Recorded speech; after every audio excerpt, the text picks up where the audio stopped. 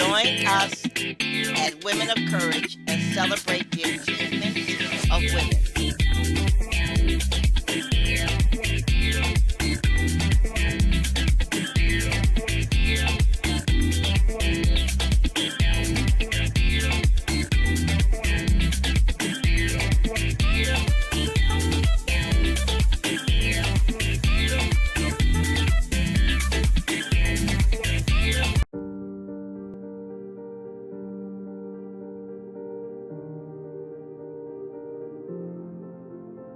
Before we begin, we're going to take a few moments to collect ourselves and to relax before we engage into our discussion.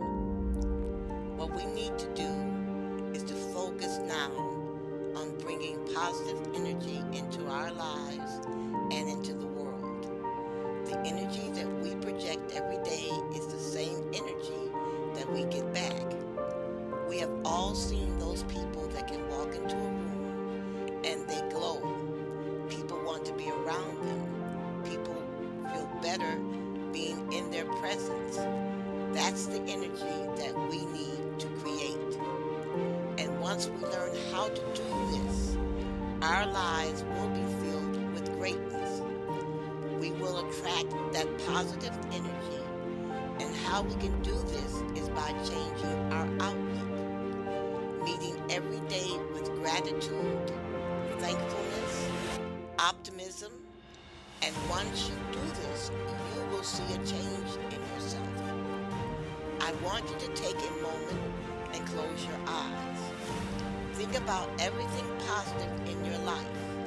Family, friends, a career, your faith. All of this is how you start your day. Every morning when you wake up, I want you to think about what is positive in your life. I want you to list 10 reasons why your life is amazing. You will see the change. You will be changed. You will begin to attract life's blessings. Lead with gratitude. Be thankful and think positive.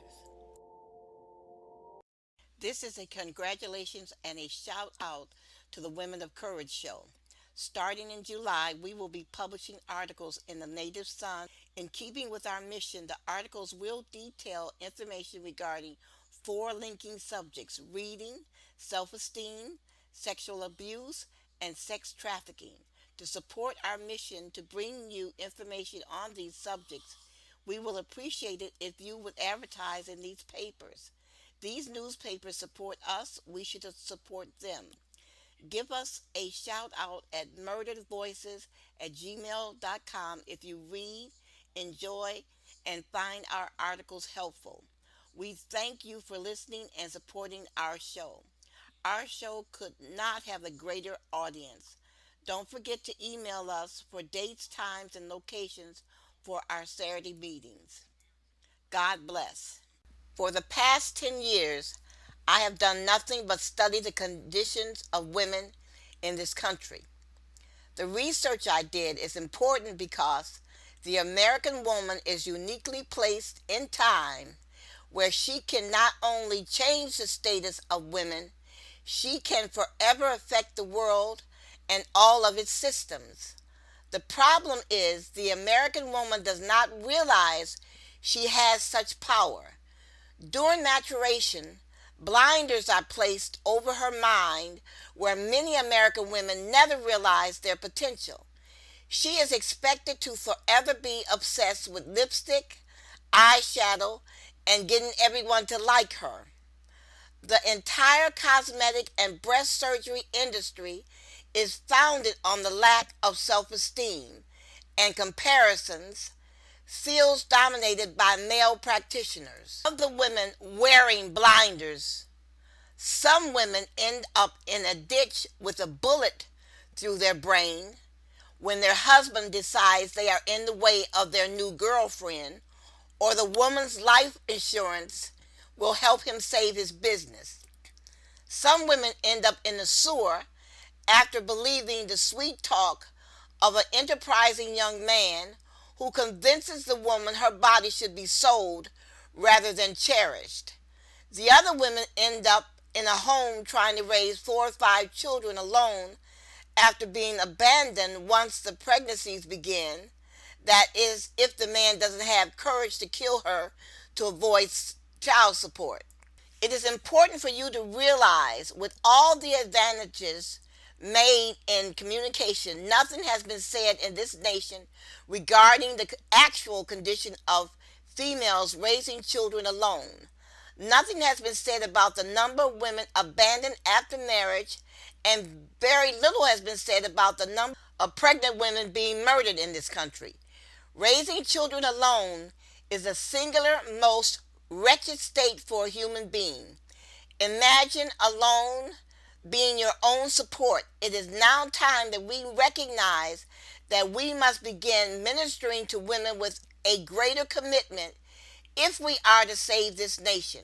I believe that this country is facing a crisis that no one wants to acknowledge. We must rise above the innuendos and insinuations about the morality of women raising children alone. Do not fool yourself. Just because you are living in a nice home with a husband and a mortgage, you are no different than the woman down the street struggling to raise her children alone.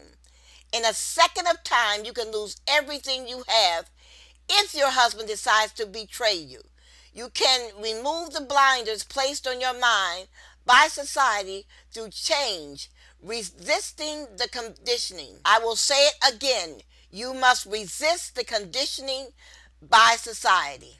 Since I choose to advocate for social change, I decided my life's task will be to work toward the elevation of women. To me, the best medium for communication is the written word. Words last, they are remembered and can be read over and over again. You and you alone shall determine whether or not I have accomplished my assignment. The books I have written present a frank discourse that requires an open mind and an honest discussion among brave women to provide leadership to their sons and daughters. I have tried to open doors to provide much for you to consider. If we are to survive, we must have a common reality, the advocacy of one another.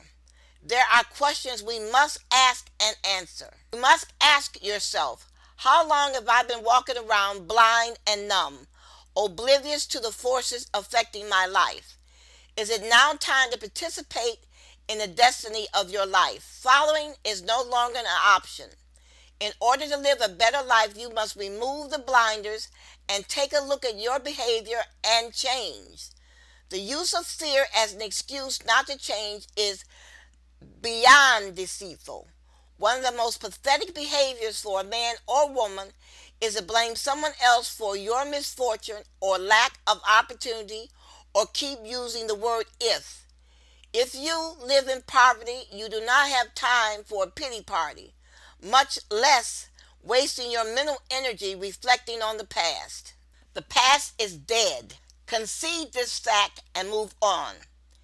If it will make you feel any better, sit down, have your wake, scream and holler at life injustices, beat the table, fall out on the floor, then stand up and meet the day.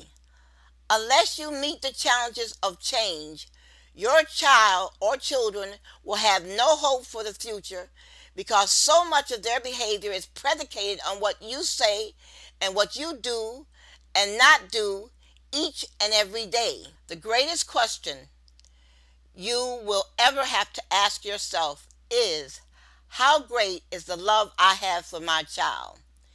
If you love yourself more than you love your child, your life will reflect it, and everyone will know it. If you love your child more than you love yourself, your life will reflect it, and God will know it. Remember, God so loved the world that he sent his son to save man. Are you to do any less for your child? God brought man into the world, and he fulfilled his responsibility when he sent Jesus to earth to deliver man from the curse caused by Adam's failure. Listen to this verse from Hebrews chapter 2, verse 16. For it is clear that it is not the angels that he helps. Instead, he helps the descendants of Abraham. This means that he had to become like his people in every way in order to be their faithful and merciful high priest in his service to God, so that the people's sins would be forgiven. And now he can help those who are tempted because he himself was tempted and suffered. Whether you like it or not, when you brought your children into the world, God called you to be a mother, and you must take responsibility and change. You do have to answer to your children for your behavior, because sooner or later they shall ask you, why were they not worth enough for you to fight for them? They will not accept the answer from you that I did the best I could. When they look around and see that the best you could is less than everyone else's best. If you do not believe you did your best, what makes you think your child will believe it? It is important that a parent listen to our broadcast on sex trafficking. Do you know that there are now women participating in this practice? They are selling the bodies of other women to make money. We must all be vigilant in fighting this scourge on our society. If you need support and help with your self-esteem, read my series, Women of Courage. It is important that you face yourself and grow as a nation grows. You do not want to be left behind, nor do you want your child to be left behind. Consequently, you must put aside shopping for a new handbag or a pair of shoes and pick up a book to read. Women of Courage is an exciting book to read. Sex trafficking is made possible because there is a vast market for it and even greater network to protect it. Willing customers feel secure in knowing that they will receive limited legal prosecution if they do in fact get caught, and traffickers are involved in deep corruption with officials that allow many women to remain in prison until they are of no more use to their pimps. Trafficked women and children are treated as objects or merchandise with no humanity or dignity, both by their pimps and their customers, who are frequently reported to abuse and threaten sex workers.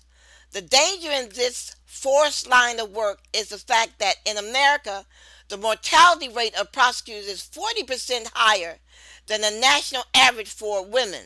And please stop thinking you're better than a prostitute, because you're not. They were forced to do what they are doing.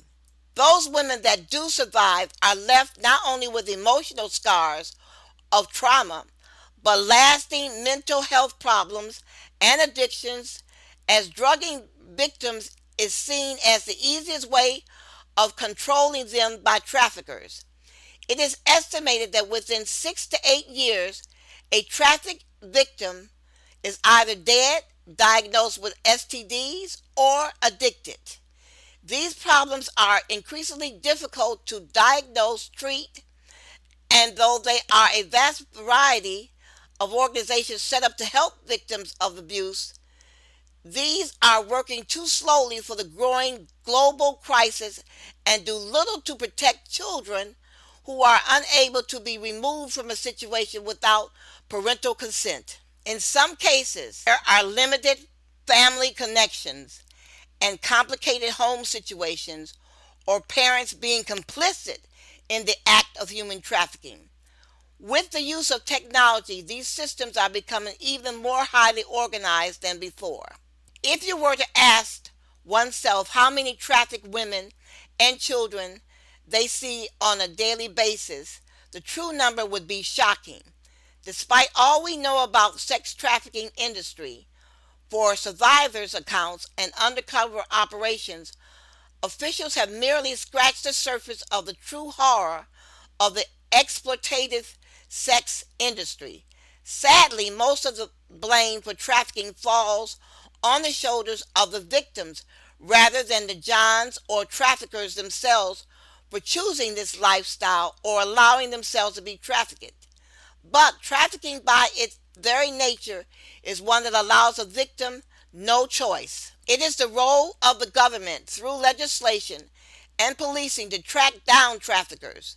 Johns and recruiters to make sure that our women and children are safe, as well as removing the need to turn to prosecution in order to support poverty stricken households globally. Our women and children do not deserve to be dying in vain. Trafficking is a very real and increasing threat all over the globe with lasting consequences on both the victims and society. No person should have to feel worthless or no more than an object. If you or someone you know is at risk of becoming a victim of trafficking, please contact relevant authorities. And please keep your eyes open for the slavery that you do not see. Here are 5 takeaways from the book series Women of Courage. Listen carefully. And thank you for listening, and God bless. I am going to pause for a second to take a short break while you listen to information regarding willpower and encouragement. It is all a matter of learning new behaviors. And please remember, it is easier to build strong minds than to repair injured people. What I said is a modification of a quote by Frederick Douglass. He said, "It is easier to build strong children than to repair broken men." Now for my break. This right here, this is the moment right before the day starts when you get to look in the mirror and tell yourself who you are. Now, you've been through some dark days. I believe that. But all that pain and struggle, that made the person you're looking at now. So when you walk out of these doors today, I need you to believe in yourself.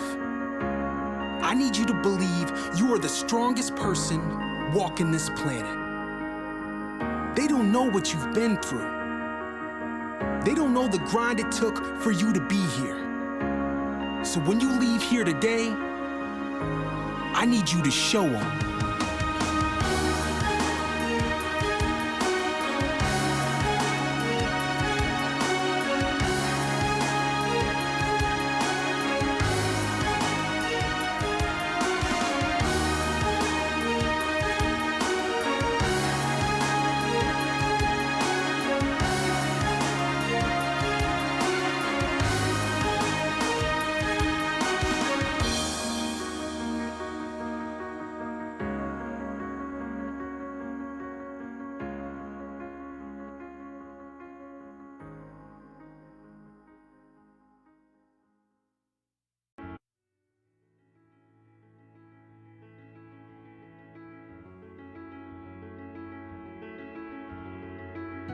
I can tell you, this will be the hardest thing you have ever experienced.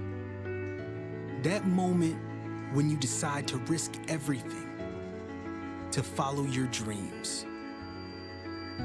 But when you realize it is possible, that this is no longer a dream, this is a reality, you will change. The hustle will be born. But you need to believe in the process. Countless hours, sleepless nights, leaving nothing on the table, because we can't let this one fail. We won't let this one fail. We grind because we have to now. We push because we have to now. There is no wait for this dream. Every move is calculated, every decision is planned and executed. You've got one shot to make this count. No room for regrets in this life. We dream big, we push big, we grind big, we live big. So tell me, are you dreaming or are you pushing?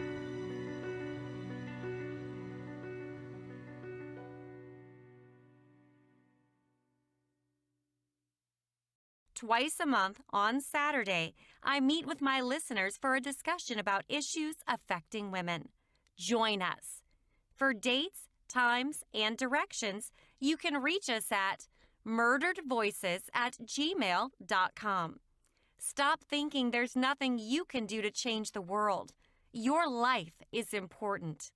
For more information on our books or subjects discussed, email us at murderedvoices@gmail.com.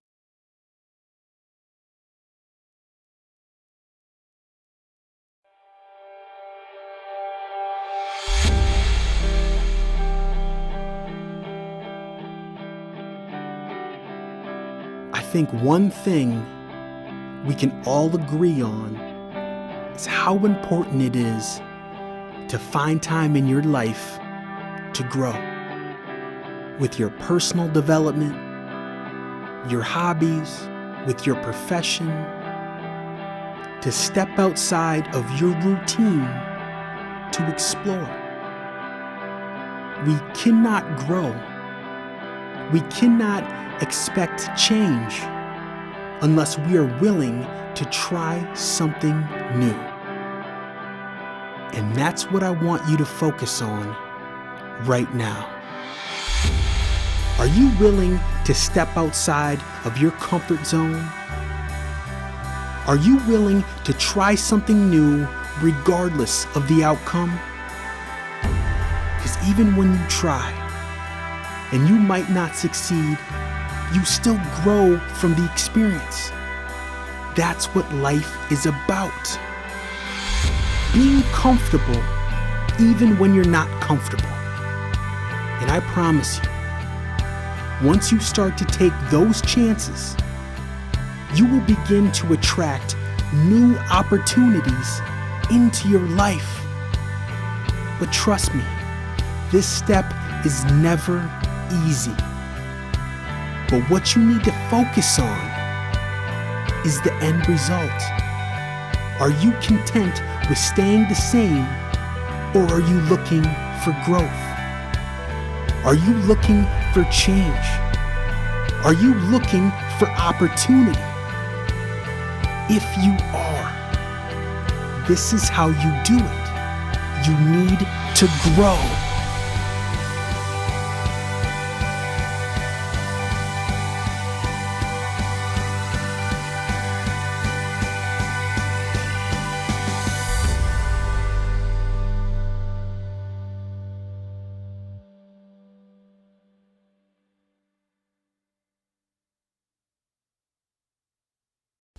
So far, we have been discussing change and why change is so important to the success of your life.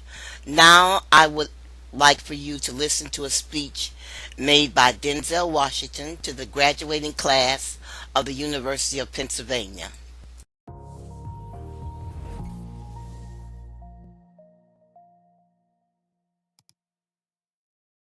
I found that nothing in life is worthwhile unless you take risks. Nothing. Nelson Mandela said, "There is no passion to be found playing small and settling for a life that's less than the one you're capable of living." Now, I'm sure in your experiences in school and applying to college and picking your major and deciding what you want to do with life, I'm sure people have told you to make sure you have something to fall back on. Make sure you got something to fall back on, honey. But I never understood that concept, having something to fall back on. If I'm going to fall, I don't want to fall back on anything except my faith. I want to fall forward. I figure at least this way I'll see what I'm going to hit. Fall forward. This is what I mean. Reggie Jackson struck out 2,600 times in his career, the most in the history of baseball. But you don't hear about the strikeouts. People remember the home runs. Fall forward. Thomas Edison conducted 1,000 failed experiments. Did you know that? I didn't know that. Because the 1,001st was the light bulb. Fall forward. Every failed experiment is one step closer to success. You've got to take risks, and I'm sure you've probably heard that before, but I want to talk to you about why that's so important. First, you will fail at some point in your life. Accept it. You will lose. You will embarrass yourself. You will suck at something. There's no doubt about it. And I know that's probably not a traditional message for a graduation ceremony, but hey, I'm telling you, embrace it because it's inevitable. And I should know. In the acting business, you fail all the time. Early on in my career, I auditioned for a part in a Broadway musical. Perfect role for me, I thought, except for the fact that I can't sing. So I'm in the wings, I'm about to go on stage, but the guy in front of me, he's singing like Pavarotti. He's just, and he's just going on and on and on, and I'm just shrinking, I'm getting smaller and smaller. So they say, oh, thank you very much, and you'll be hearing from us. So I come out with my little sheet music, and it was Just My Imagination by The Temptations. That's what I came up with. So I hand it to the accompanist, and she looks at it and looks at me and looks out at the director and was like, all right. So I start, I'm gonna sing. I'm like, it's just my imagination once again, and then coming away with me. And I'm not saying anything, so I'm thinking I'm getting better. So I just start getting into it. It was just my imagination. Running. They say, oh yeah, thank you very much, Mr. Washington. Thank you. So I assumed I didn't get the job. But the next part of the audition, he called me back. The next part of the audition is the acting part of the audition. So I'm like, hey, okay, maybe I can't sing, but I know I can act. So they pair me with this guy, and again, I didn't know about musical theater. And musical theater is big, so they can reach everyone all the way in the back of the stadium. And I'm more from a realistic, naturalistic kind of acting where you actually talk to the person next to you. So I don't know what my line was. My line was, well, hand me the cup. And his line was, well, I will hand you the cup, my dear. The cup will be there to be handed to you. I said, oh, okay. Well, should I give you the cup back? Oh, yes, you should give it back to me because you know that is my cup and it should be given back to me. I didn't get the job. But here's the thing. I didn't quit. I didn't fall back.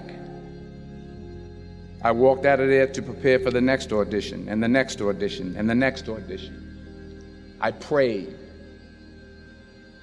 I prayed, and I prayed. But I continued to fail, and fail, and fail. But it didn't matter, because you know what? There's an old saying, you hang around the barbershop long enough, sooner or later you're gonna get a haircut. So you will catch a break, and I did catch a break. Last year, I did a play called Fences on Broadway. Someone talked about it. Won the Tony Award. And I didn't have to sing, by the way. But here's the kicker. It was at the Court Theater. It was at the same theater that I failed that first audition 30 years prior. The point is, every graduate here today has the training and the talent to succeed. But do you have the guts to fail? Here's my second point about failure. If you don't fail, you're not even trying. I'll say it again. If you don't fail, you're not even trying. My wife told me this great expression. To get something you never had, you have to do something you never did. Les Brown's a motivational speaker. He made an analogy about this. He says, imagine you're on your deathbed, and standing around your deathbed are the ghosts representing your unfulfilled potential. The ghost of the ideas you never acted on. The ghost of the talents you didn't use. And they're standing around your bed, angry, disappointed, and upset. They say, we came to you because you could have brought us to life, they say. And now we have to go to the grave together. So I ask you today, How many ghosts are going to be around your bed when your time comes? You've invested a lot in your education, and people have invested in you. And let me tell you, the world needs your talents. Man, does it ever. I just got back from Africa like 2 days ago, so if I'm rambling on, it's because I'm jet lagged. I just got back from South Africa. It's a beautiful country, but there are places there with terrible poverty that need help. And Africa is just the tip of the iceberg. The Middle East needs your help. Japan needs your help. Alabama needs your help. Tennessee needs your help. Louisiana needs your help. Philadelphia needs your help. The world needs a lot, and we need it from you.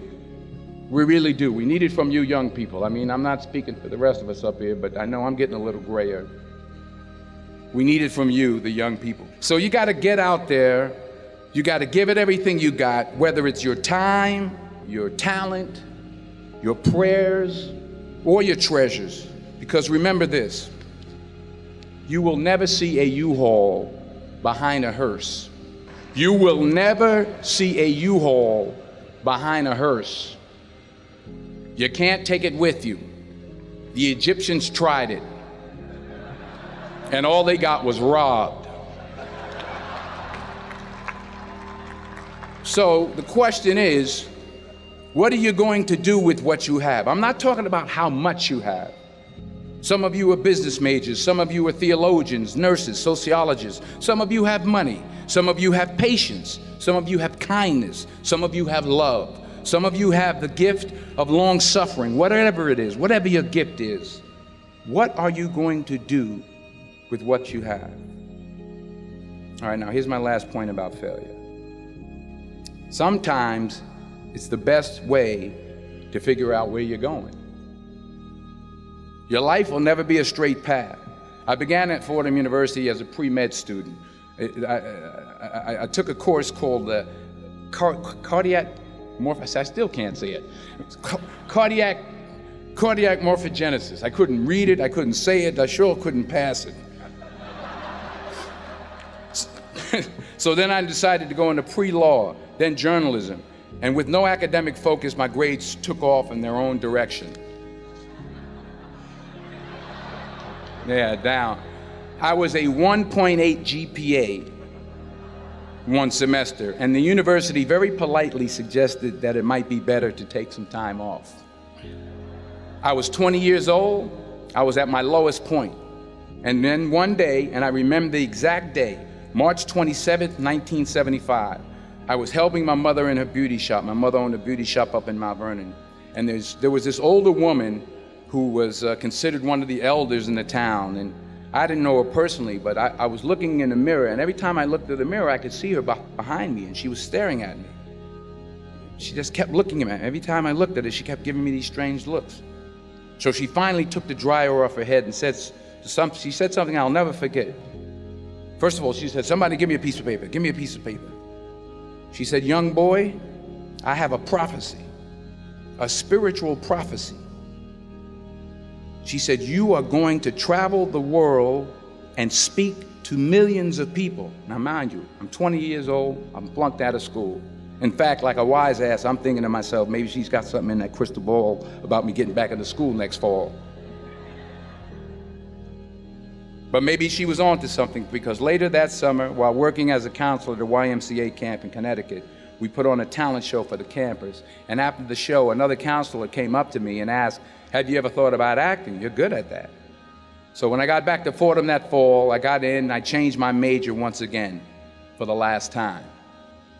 And in the years that followed, just as that woman prophesied, I have traveled the world and I have spoken to millions of people through my movies. Millions who up till this day couldn't see me, who up till this day I couldn't see while I was talking to them, and they couldn't see me, they could only see the movie. They couldn't see the real me. But I see you today, and I'm encouraged by what I see. And I'm strengthened by what I see. And I love what I see.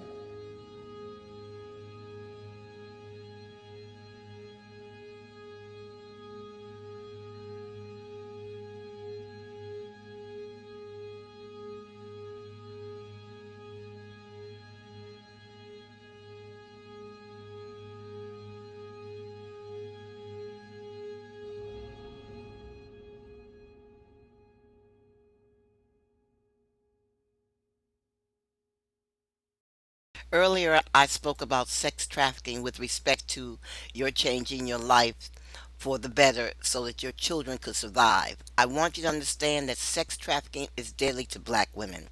Every day, some young black boy wakes up dreaming of money and decided that the fastest way to get this money is to traffic black women. Preparation for some women for prostitution starts at grade schools. Mother and fathers need to be aware of this fact and begin strengthening their child's feeling of self esteem. You must talk to your children about prostitution. You must teach your children over and over again about how people lure them into prostitution. And most of all, you want to take care of yourself because you do not want your child to end up in foster care because foster care is a precursor for prostitution. Foster care children are without family support or guidance. They have to do as they are told. They have no advocate. So, to prevent your child from going into foster care because you either died from AIDS or breast cancer or you were sent to prison for retail fraud, you need to make change in your life to prevent your child from becoming a prostitute. Are you not tired of hearing about black boys going to prison at the age of 18 or 19 or 20 and being sentenced to 20 to 30 years in prison? Do you want your son to spend the rest of his life in prison? If you don't, then you need to get up and do something about your life. Are you not tired of going to church crying to the Lord about what is wrong with your life? Get up and do something. If you don't know what to do, sit down and assay your talents. What are you good at? What do you like doing? Where is there a school to teach you to do what it is that you want to do? How much is that school going to cost? How will I get there? Where will I work while I'm going to school? You must break a sweat for your children. I am not talking about ruining your health. I am not talking about going to work and buying your child a boom box or spending $200 for a purse for your child or Xbox. None of that foolishness.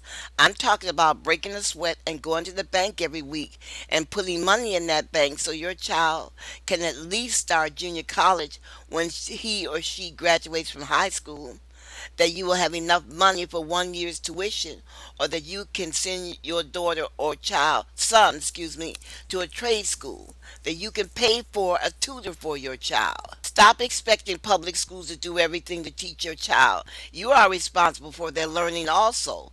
You need to teach your child the importance of education by your being an example. Yes, breaking a sweat is going to be difficult, but what alternative do you have? Okay, are you going to sit home and eat in front of the TV? You're going to be eating yourself to death, and then you're going to let your daughter become a prostitute or a thief, and your son go to prison. You say you love your children, well, you're going to have to stand up and prove it. I'm not talking about killing yourself or working yourself to death. You are to eat and sleep properly and you are to relax at times, but you must develop a plan to change. You must put that plan in action and then you are to consistently keep working toward the progression of that goal. You must remember the foundation to all changes in the mind. You must protect and guard your mind against naysayers. Therefore, one of the first goals you might have to have is getting away from all negative thinkers. This goal may necessitate moving and changing your phone number. I want you to sit down and think about your life. I want you to write down everything you hate about your life and then write down what you can do to change these areas of your life. Then formulate a plan from the easiest to the hardest. Remember, if you consider working two jobs to get out of the rut that you are in, you must consider your safety. Always drive with a full tank of gas. Always check your tires and battery. Get to know a good neighborhood mechanic. Keep a phone in your car at all times. Do not jeopardize your life trying to work two jobs. Get enough rest so you do not fall asleep driving home. You must be determined and you must develop a lifestyle to protect yourself. Always know where the buses run, where the police are, where they go on their breaks. We are going to speak more about motivating yourself and staying safe. It is essential that you change your life for your own happiness. You can do it. You do not have to stand before a mirror every morning calling yourself a failure. You are not a failure if you keep trying to succeed in your life. One of the biggest problems people have is they associate with negative thinkers, people who are procrastinators, people who are filled with fear, who transmit their fear and negativity to others.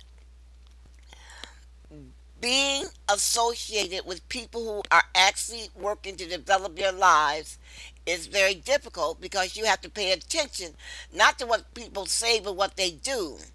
Yes, your friends are entertaining, but are they developing their lives? What are they doing for their children?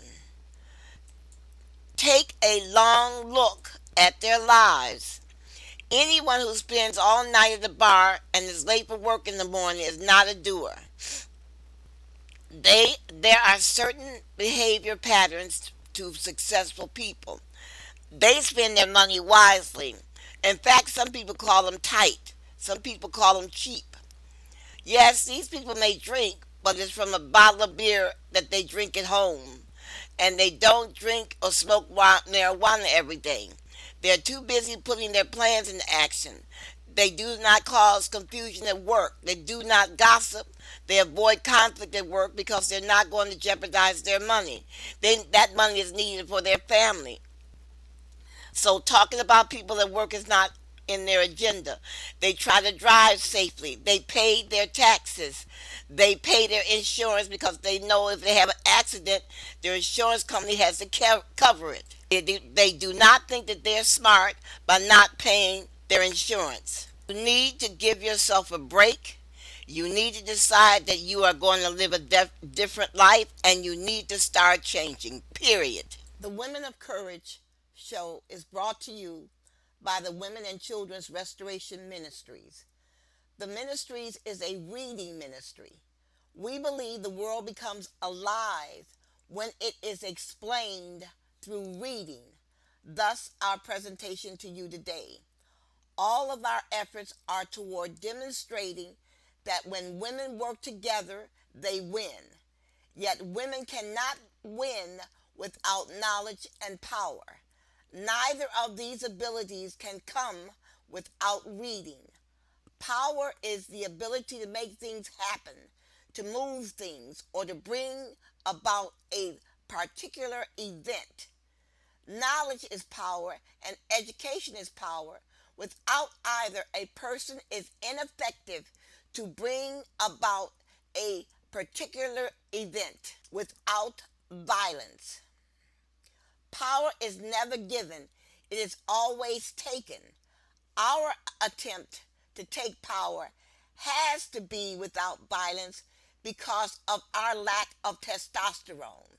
Consequently, women must learn how to take power and learn how to manage it without mimicking men. The only way we can accomplish any of this is to gain knowledge through reading. You may think that you are too busy to read, but you need the information that I have accumulated for you. You are an integral part of our effort. We are trying to reach the women who have given up, the adulteress, the whore, the woman who does not believe, the woman who's contemplating suicide, the woman who wakes in the morning hating her husband, the woman who screams at her children, the woman who has lost her home, the woman who has failed at school, or the woman who is bitter over her divorce. I am looking for the betrayed, the adulteress, the whore, and the downtrodden. I am looking for the woman who wants to fight back but does not know how to fight. I want them to know that the battle is not over. Failure is just another way of standing up. I am trying to reach these women because I want to try and save their lives. A person goes to a textbook to learn how to build a house, or how to repair a car, or how to learn how to purchase a computer or buy tires. If the person cannot read or cannot read competently, he or she cannot successfully reach their goal. They will not learn how to purchase a computer or purchase the correct tires. They can ask other people how to do these things, but they are at the mercy of their friends to tell them the truth. We read the Bible to find out what God has to say and to learn how we are supposed to conduct our lives. If we cannot read, or if we cannot read competently, we cannot get the information we need from the Bible to manage our lives properly. A textbook or the Bible will not do us any good if we cannot read, or if we cannot read competently. If you cannot read, or you cannot read competently, the Bible is of no value to you. Listening to a sermon is not good enough. Going to Bible study and coming to church on Sunday, listening to a sermon, is not enough for you to get the type of information you need to accomplish the task of learning what God wants you to do. If you take notes during Bible study and you take notes during a sermon, you will be further ahead, but you are still dependent on another person interpreting Bible for you. You are depending on the integrity of the pastor to give you the right information. To solve this problem so that you will not be misled, you must learn to read, and you must learn to read competently. Relying upon someone else to give you the correct information to conduct your life is extremely dangerous. You will meet with disastrous results if you continue in this path. Consider this. You rely upon your girlfriend for information, so she suggests to you to go to the bar to meet a man. In a few months, you learn you have AIDS, all because you let your girlfriend tell you how to solve one of life's problems, loneliness. This is why you must pray and ask the Lord for guidance when you select a friend. You should also pray when you select a church leader. If you cannot read, or you cannot read well, you are placing your life in the hands of that person guiding your church. Your eternal salvation depends on the honesty of your pastor. And believe me, all pastors are not honest. Many pastors are in church for the money. Now, for example, the word with the most drama in the Bible is the little word sin. Sin is what church is all about. Sin is what man is not supposed to do. Well, the problem with this word is it is not clearly defined in our minds. Sin to us is murder, adultery, fornication. Sin is also something else. Sin is any behavior that blocks the blessing of God. You didn't know that, did you? This is the most important definition of sin. It is any behavior that blocks the blessing of God. Why? Because we all want to be blessed by God, correct. But on the other hand, God will bless anyone. So therefore, if you're not being blessed, you're doing something to prevent this blessing. So your behavior is blocking something. We all want God to bless us, right? We all want God to like us. We want God to be satisfied with our performance on the earth. We want God's blessing so we can live a good life. We want God's blessing so we can live a healthy and wealthy life and prosper on earth. No one wants to be poor, sick, and unhappy while living on earth. As Christians, we know our circumstances can change if we receive the blessing from God. Therefore, we strive to get God to like us so we can get this blessing. If you do not realize after reading your Bible there are specific sins that block the blessing of God, you have not read your Bible competently. Now, if you accept the doctrine of Jesus Christ and the edicts of God, then we know our lives can be filled with blessings. How many of you have read the Bible through at least once? How much of it did you remember? You recall most of what you read if you took notes, and only if you review those notes daily. Your mind must be in the habit of taking in information. Your mind must be flexible.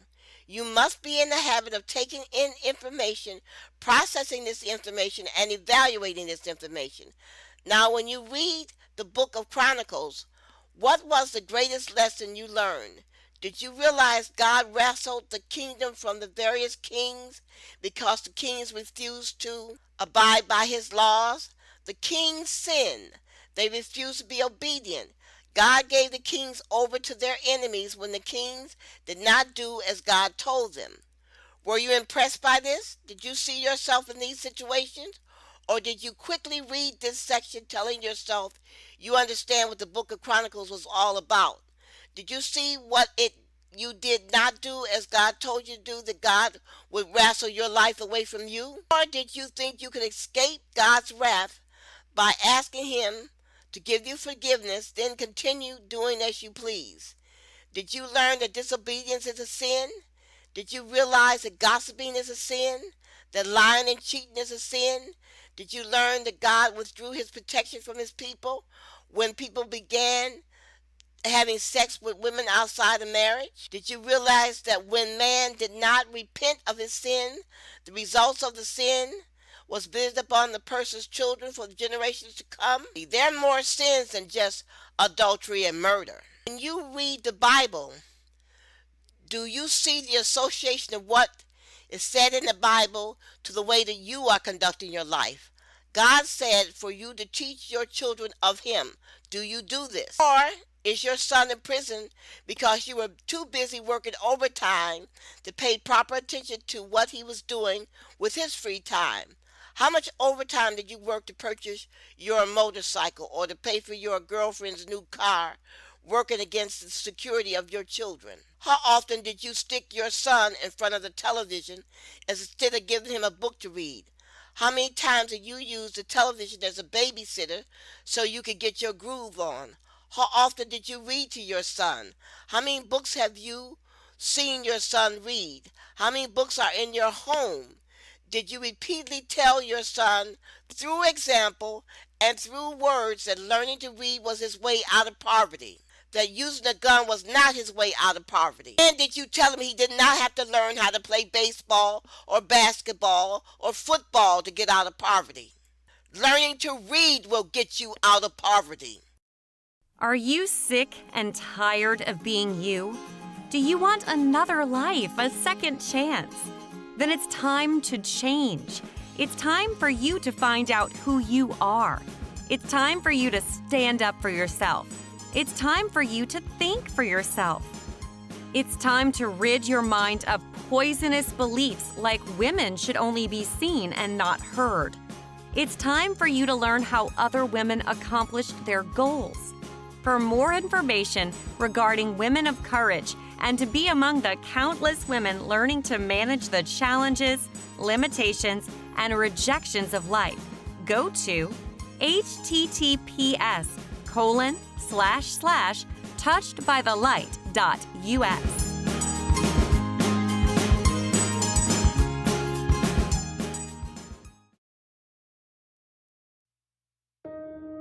At what point did you think this was gonna be easy? At what point did you think this was gonna be handed to you? This is life. Every moment, every second, as precious as the next. I don't care if you've lost. I don't care if you failed. I don't care if you've hit bottom. As long as that hunger still lies inside, as long as that light still flickers, you fight. We fight for the people that believe in us. We fight for the moments, we fight for the seconds. We fight for the pride. We fight for the dreams. We fight. We always fight.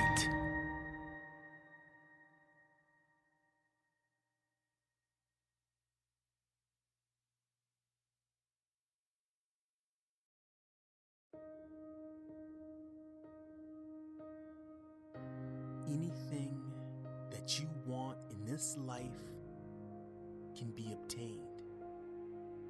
You just need to believe.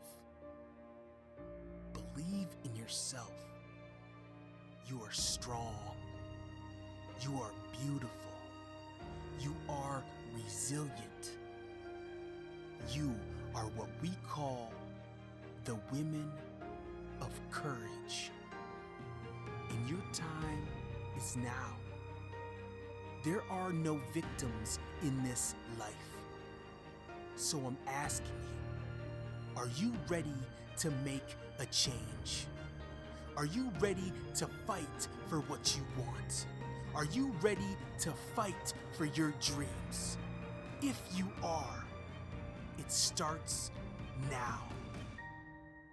This is the Women of Courage.